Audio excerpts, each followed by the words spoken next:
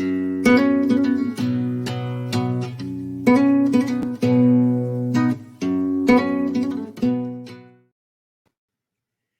evening, everyone. Welcome to another Intentional Guy. We are on air today with Cam Steele, and Cam he has a podcast on faith and fishing.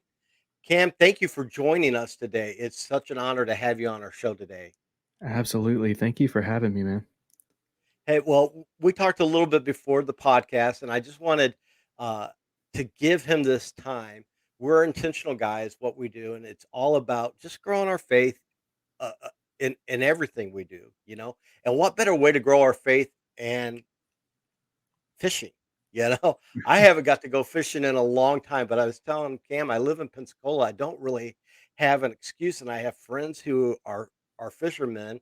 I need them, if you're listening, to invite me out on your boat. Let's go fishing, um, and enjoy that time. So, but Cam, I would like for you, if you would, share a little bit about your podcast, about this ministry you're doing as well. You're a chaplain, uh, and all that stuff. If you could just kind of share some of that information with us today.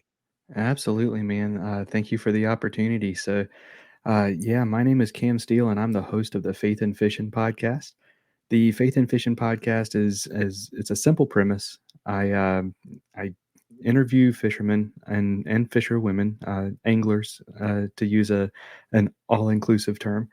Anglers about what it is that they believe in and their faith stories and their fishing memories and um, uh, all walks of life, all backgrounds, all religions and denominations and all kinds of people. I've gotten to meet some really amazing people through the podcast, and um, I so my wife is a potter, and she was spending a lot of time out in the studio at night, and I kind of got tired of going to the same pond over and over and over again. That it was just a little park pond. It barely had any fish in it, and I was like, I want to do something that I don't have to leave the house. And I was listening to another podcast, and one guy mentioned his faith briefly, and then another guy mentioned his faith briefly, and I thought that would be a really cool idea to give somebody a platform to share their faith where their sponsors aren't Mhm. their sponsors aren't holding them back, or a network's not holding them back, and they can just kind of speak freely. And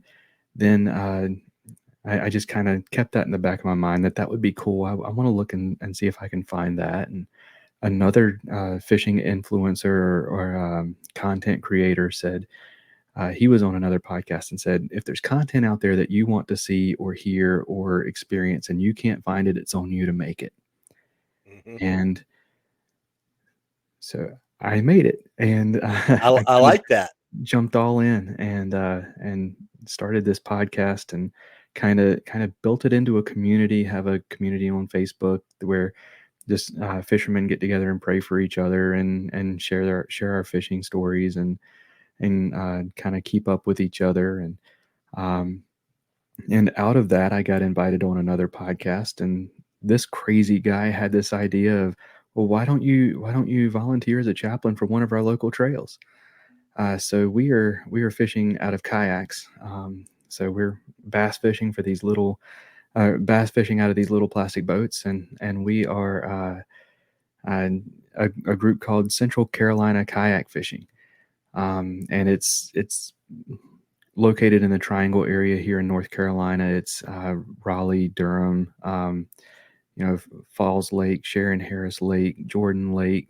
Those are the kind of main lakes here, um, and so I reached out to the director, and he was like, I never thought about that. We've got like at least 3 pastors in the group. It would be great. So I started this ministry and just kind of eased my way into it as just a way to it's a way to love on people, man. Yeah. And that's what it's been so far. Is it's made me be intentional. Being here on the Intentional Guy podcast, Yes. whenever I'm out on the water and I'm just fishing by myself and I see another kayaker or a kayak fisherman, normally I would grumble to myself, "Why is he coming in on my lake and he's catching all the fish? Why?"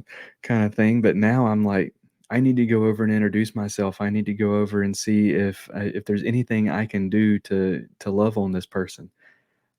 So it's you were talking about, how we grow our faith, and Yeah. I think a big part of how we grow our faith is community Mhm. and relationships, and being intentional about doing that has been fantastic. I served as a youth pastor for a couple different churches, but before I moved to this area, and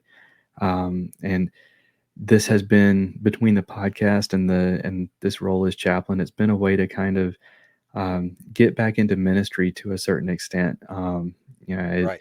if we've got a couple, at least a couple teenagers in our trail that, I like, want to make sure that I, I, they know that if they need somebody to talk to, I'm there. And then that goes for the adults too, but I'll always have youth ministry close to my heart. So I kind of zero in on that pretty quick. I resonate with that. I was a youth minister for, I don't know, 20 years about, and, uh, that was that's what I wanted to be. I wasn't using it as a stepping stone to become a pastor or something somewhere else. I really had a heart, and I still do have a heart for for the youth. And I think a lot of that came back from like when I was a teenager. We had youth pastors in and out and stuff, and um, that was such a crucial time. That's such a crucial time for someone. So I resonate with that. You know, so I understand that. Absolutely. Anytime I talk to somebody who is into youth ministry in any capacity, I always love to ask, what is your favorite age group to work with? My favorite age group to work with, it's funny because it's changed. It used to be high school was my favorite. I didn't like junior high, I did not like. But now I have enjoyed junior high more than I did the high schoolers, you know. And I don't know if it's because I've matured or they've, what it is, but junior hires used to gross me out, because it was like junior hires, especially the boys, it's like a booger or, passing gas was the best timeline they could have.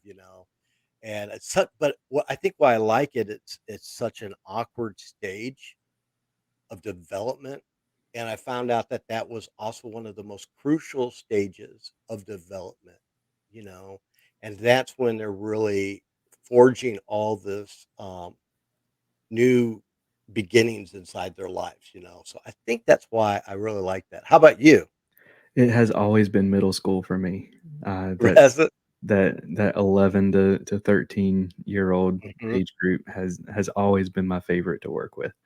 Um, it's a whole lot easier to like take a group of middle schoolers that don't know each other and turn them into like a group or a family, because those social boundaries are still they're there, but Yes. they're still pliable. Right. Like you said, they are just as awkward as I am, so I Yeah. fit in with them a lot a lot better sometimes. They're not too cool for me. Um, Yeah. And they're a little easier to entertain. And I realized high school students were just like they were harder because they wanted to be entertained more, or this isn't cool, this isn't that. And the junior high kids went with the flow.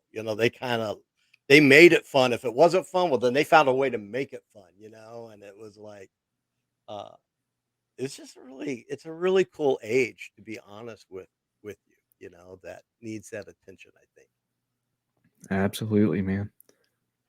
So you do this. How long have you been doing? Okay, so you chaplain now. How long have you been doing the chaplain part? So I this is my first season working or helping out as chaplain with the trail. So our season starts officially. It starts in March, and then it goes through October. We typically have one, maybe two events a month, on different lakes. So I have been doing this since March. Okay, see, I didn't even know there was a fishing season. So here in the South, it's great because I can fish all year, Right. year round. But in terms of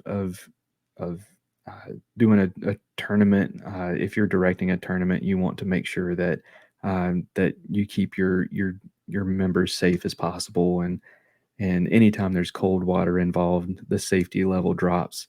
Oh, So yeah. somebody who's not a confident paddler or peddler or motorer, depending on how they are moving their kayak, or if they're not as stable as others, or they don't know how to dress properly for the Mhm. weather, it can end up being a dangerous situation for them. And so typically we look for the 120 rule, which is if the water temperature and the air temperature added together equal 120, it's the risk of hypothermia goes way down, and then if it's below that, it goes way up. Now we have had some March tournaments where we're knocking ice off of our guides and stuff, um, but but yeah, the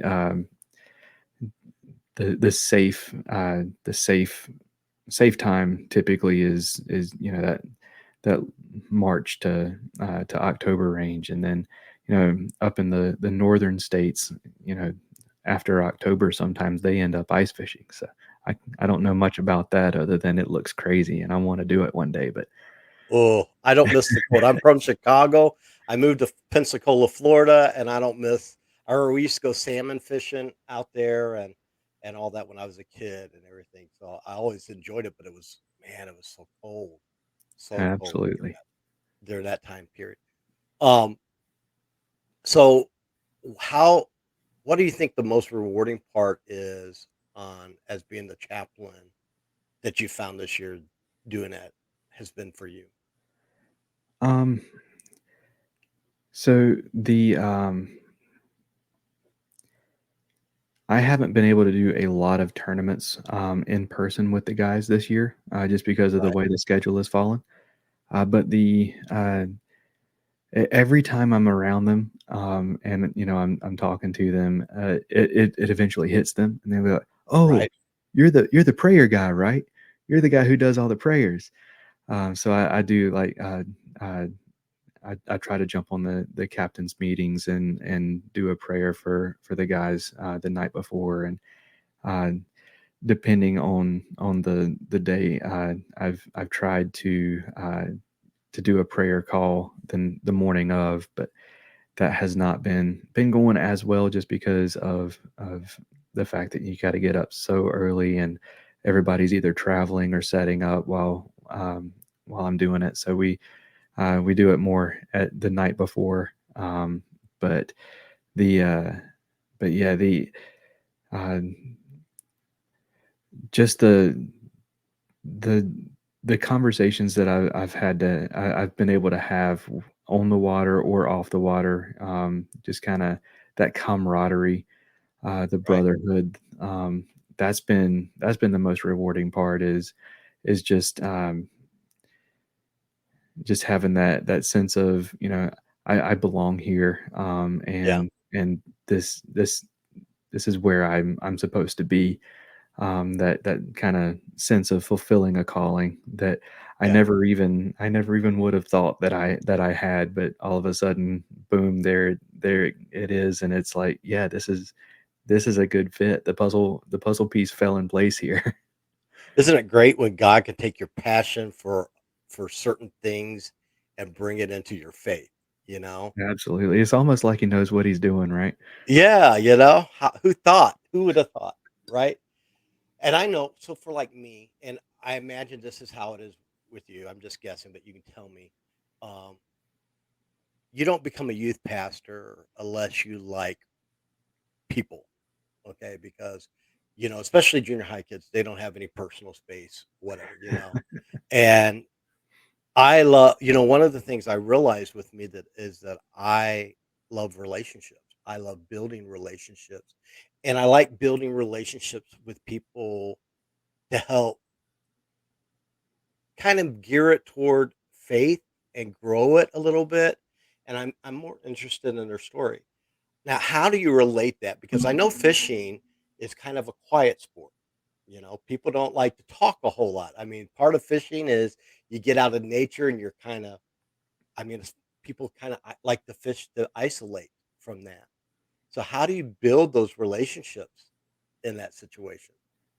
Well, so fishermen and anglers, the community, especially the kayak fishing community, is a very tight knit community, and we are.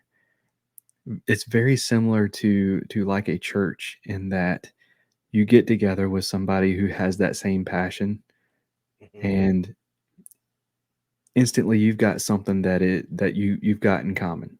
So now starting a conversation, you don't have to do all the small talk and the well, Hmm. how's the weather today kind of thing. You've got something that you both connect on right Right. away, and that's fishing. So we can come off the water and I can grab a hold of their kayak and help them load it up, and then and start talking. How was your day on the water? Um, what what went right for you? What went wrong for you? The kayak fishing community is so tight knit that, I mean, you go and ask a kayak angler what they're catching them on, and a lot of times they'll throw you a bag of the baits that they're using. I Really. mean, the we talk all the time about how the boating world is so cutthroat, and they got to keep their secrets. And where what'd you catch them on a hook? Where'd you catch it?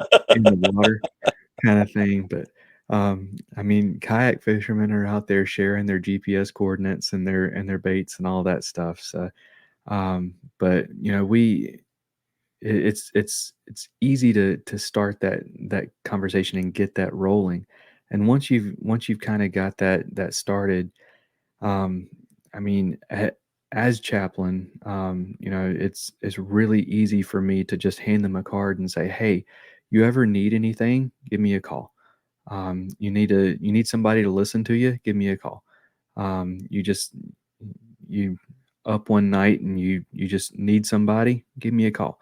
Um, I've had people call me and say, "Hey, I need to borrow this for the tournament," and it's like, "Well, I'm not fishing it, so you can borrow this," or um, I I I've got an extra one, you can borrow this. And uh, and then whenever you do get a chance to be on the water beside somebody, that's where the, like, getting to know somebody happens. Right.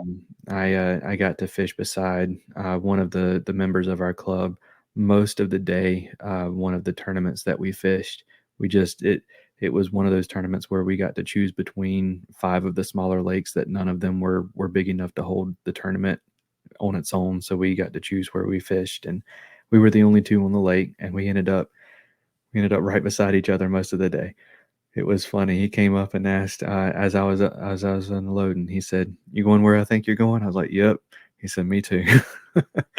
um, so you know, we got to sit there, and I got to listen to him um, talk about his family and about uh, his story and uh, his his life story, basically, and his love of fishing. And he talked about how he has learned the hard way that you don't make it all about the money, you make it about the passion of fishing. And he told this amazing story of how he was on the water with a friend, and he was having a decent day on the water. He just wasn't high enough on the leaderboard that he wanted to be, and he was grumpy and he was not having a good day. And he could hear these kids in the distance playing this really loud music, and he was just grumpy. And his buddy came around the corner, around the bend, standing up in his kayak, flipping his lure to the bank and dancing the whole time. And he looked, and his buddy wasn't anywhere near the top of the standing. And he was like, "I'm doing something wrong." And he sat there, and I'm sitting here trying to be the chaplain, and he's teaching me all the lessons. And Yep. Um, just those kinds of relationships, and just being able to tell somebody, hey man, um, you ever need somebody to pray with you or just listen to you, I love you, man, and I'm here for you. Um, that's that's what it's all about, man. And I think people forget that. A lot of times we look at, like, for me, I always thought I had to be in full-time ministry, and that's how you minister to people, and being in the church, you had to be a pastor or something like that. And I realized that my ministry was my life, and I've learned in the last couple of years how important relationships are. First off, the relationships I have in my life, but the relationships also that I build out there, that I have, um, with people. Because one of the things I enjoy is, a lot of times when we think we're pouring into somebody, we find out God really used that to pour into me, and that's Absolutely. the amazing part. And then you find out we've been ministering to each other. And what I like is sometimes it's even a person who doesn't even know Christ that can speak to my heart. And then I just feel God saying, "You don't have to sit here and be holy and, ritualistic and all this stuff. I need you to be is be Mike today. Just be Mike. Be who I've created you to be, and build this relationship with this person." And then you see down the road how that will foster, because eventually that person may come into hard times, may come into something, and they need someone to pray with you. And that for me was, I was working at a prison. I'm like, God, why do you have me working at a prison? I was a teacher. I didn't like it, nothing about it. But God had me there for a reason, right? And I was going through it was a transitional period in my life. And I honestly thought God would never use me again, is where I was at in my life. But I was dealing, I just, I got back to church, and I started being who God had created me to be. And it changed everything. And how I taught was different now. How I taught to these guys was, and I remember one day when four of them came up to me, which kind of scared me, because you don't like when four inmates come up to you at a prison, and say, "We want to talk to you." And I was like, "Okay, let's go back in my room." And next thing I know, it's like, "Can you pray with us over our families? We've got this stuff going on and everything." And the only reason why they came to me was because I talked to them like they were people, and they saw me come to some of the chaplain services, you know? So it's it's amazing that God doesn't require a lot out of us other than just to be ourselves, and God will bring the people your way. Have you found that with this, as in this ministry, uh, with some of the relationships you built there? Yeah, I have. I mean, one of the guys that texts me the most and contacts me the most, he was not part of Central Carolina kayak fishing at the start of the season. Um, I, uh, I ran into him on a boat ramp at one of the lakes that we frequent, and I started talking to him, gave him my card, and now he's part of the group. So, and he's he contacts me on a regular basis. So, yeah, I've absolutely seen that. Um, it's definitely um,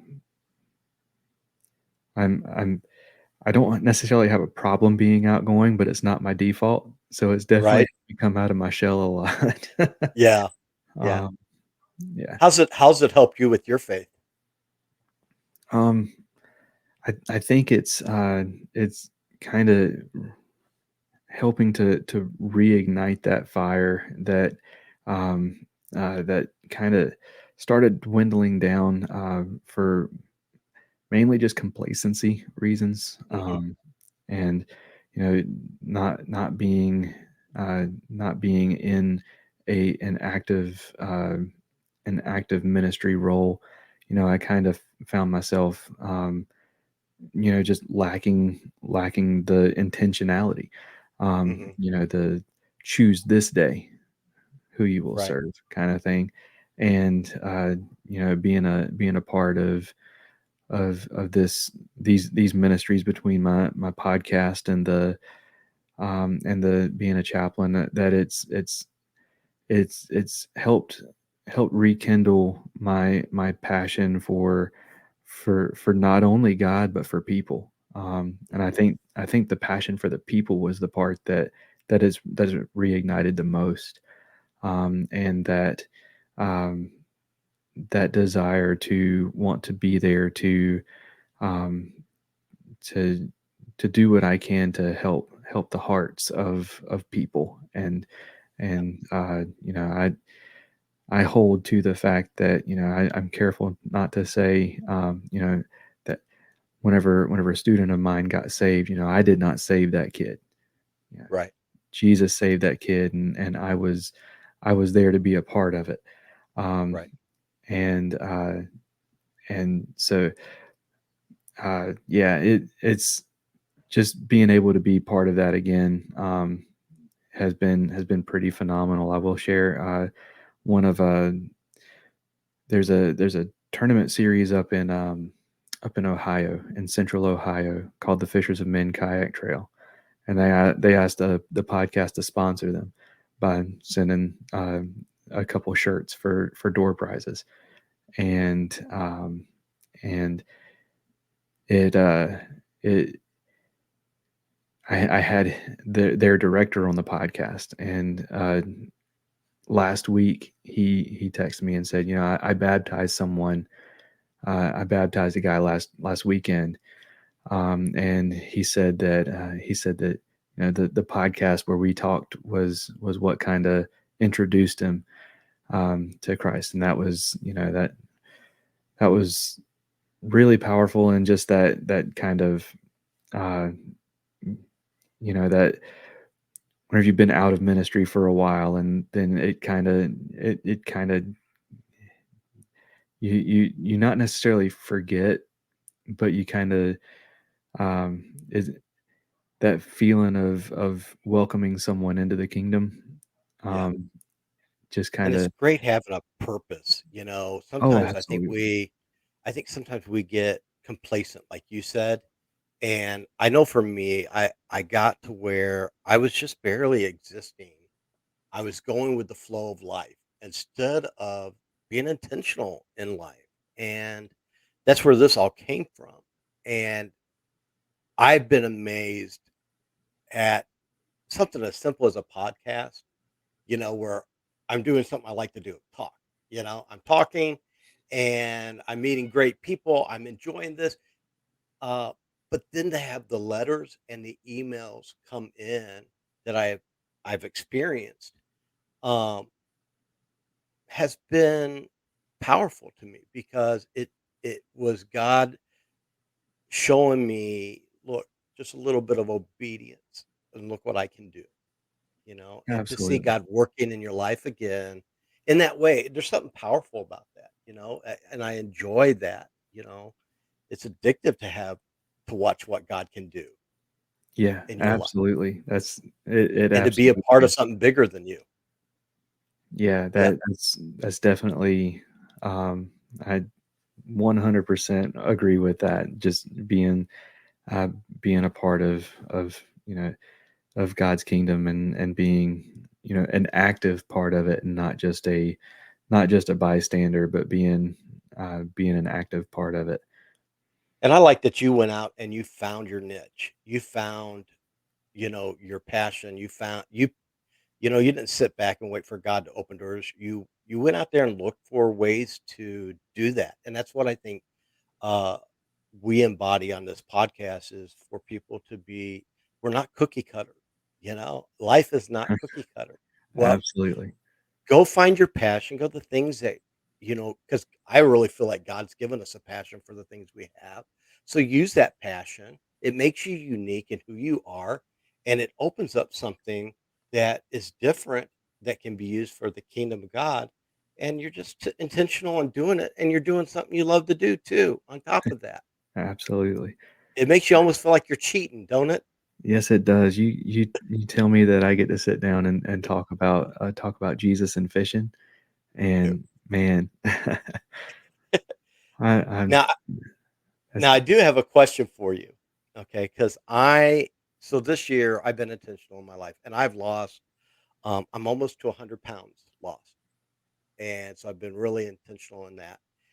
And I've been looking for things. I was going to go bike riding, because I got to get some exercise in. But I was like, I was in a bad car wreck, and I don't want to be near the road. So now it's funny you're on the show because I live in the Pensacola area, and I've been seeing people who have been doing been kayaking, and they love it, And then you also get here in Florida, someone was kayaking the other day, and I saw it on their thing, and a dolphin came up to them. I'm like, how cool is that?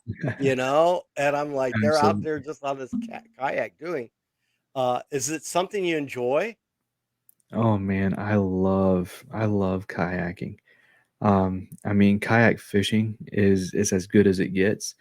But just kayaking itself, it gets you so close to nature. Um, you know, you're so much quieter than being in a boat with a motor. Mhm, You're lower to the water. You kind of end up being a part of the environment.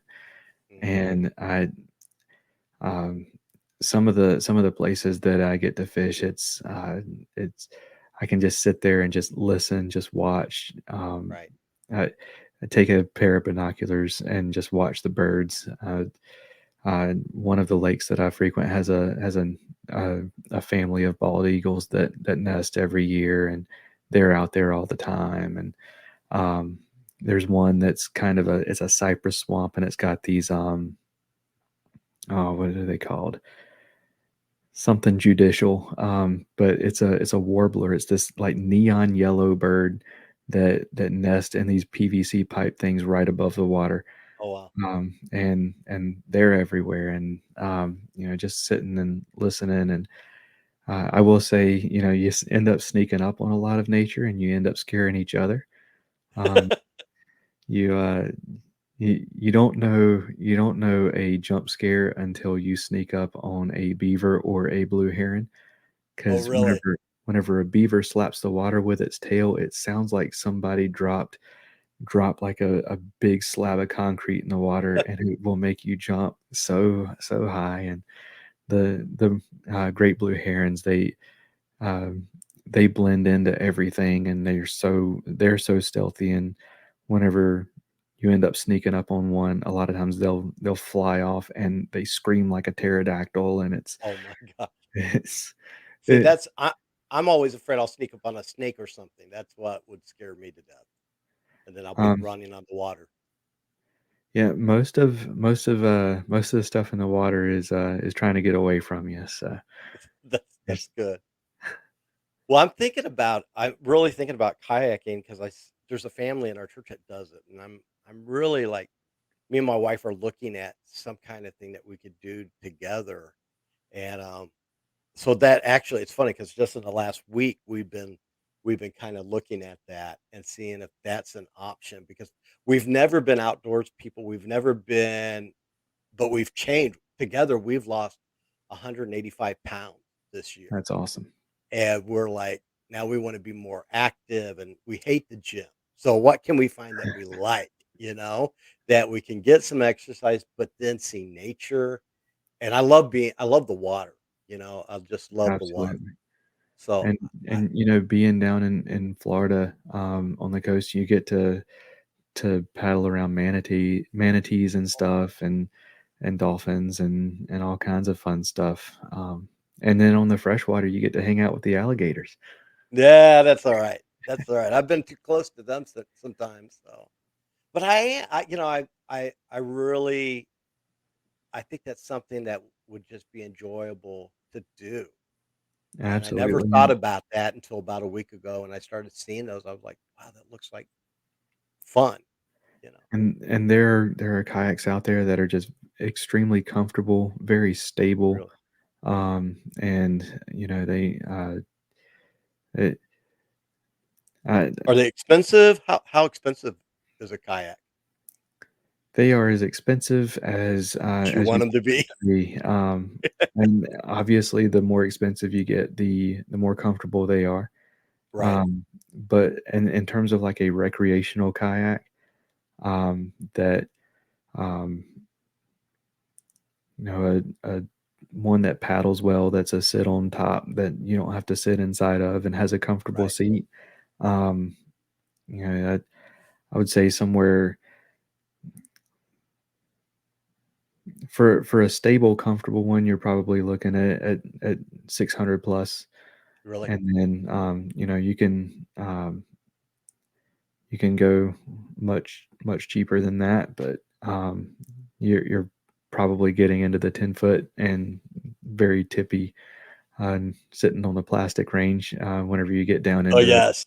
the like Yes. 300 $400 range. But Well, and yeah, that's about what I was gonna pay for a bike when I was looking at doing that. I was like, you know, eh but if you can find something that you're passionate about, that you love doing, it makes it so much easier, nicer, and I think being out there in nature would be kinda enjoyable with it, so absolutely. And the Facebook Marketplace market for kayaks is a pretty decent place to look to if you're looking for something that's not necessarily brand new and a little bit cheaper for you. that might be a route to go. That might be a route to go. Well, Cam, listen, I appreciate you being on our show today. Um, tell me, where can people go to find your podcast? We'll make sure we put it in the link. Absolutely. So the podcast is on pretty much all your major platforms. If you are trying to find it on your platform and you can't find it, let me know and I'll make sure it gets up there. Okay. But yeah, we have a link that has kind of all inclusive. It's everything up there, and I'm just gonna spell it for you so that it's easy. But it's linktr.ee/ faith and fishing. That's faith the letter N, fish the letter N, and Okay. that's got all of the sponsor links. I've got some awesome sponsors and that take care of me, and that's got where you can listen. It's got like new episodes of podcasts that I've been on outside of my own podcast. It's got the YouTube channel where I've started putting up some of my podcast episodes. We've got the video conversation like Mike and I have now. Um, that's up there, and let's see what else is up there. The website for the podcast and the merch store. Um, and Okay. I, so we have like logo T-shirts and um, T-shirts with a couple of quotes from guests and hoodies and stickers. And what I'm going to do is whenever this episode airs, Mike will let me know, and there will be a um, there will be a promo code. It'll be IGPOD. And that way, your listeners, as my way of saying thank you for having me on the show, your listeners can get 20% off, and that will last a month after the episode Awesome. airs. Awesome. So we'll make sure that we put all that in the description for you guys, and especially to my listeners that enjoy the outdoor, enjoy fishing. I'm really I love podcasts.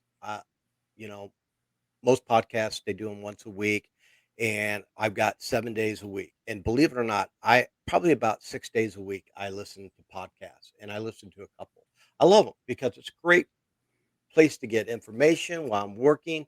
I can listen to a podcast, all that. So I'm going to encourage my guys that like fishing, all that relate to a lot of what you just talked about, to go look at it. We'll put it in the description so they can go.